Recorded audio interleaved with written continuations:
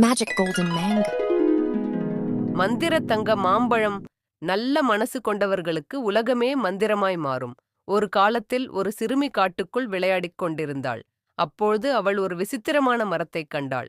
அந்த மரம் பச்சை இலைகள் மினுமினுக்க, அதன் நடுவில் ஒரு தங்க மாம்பழம் மட்டும் தொங்கிக் கொண்டிருந்தது.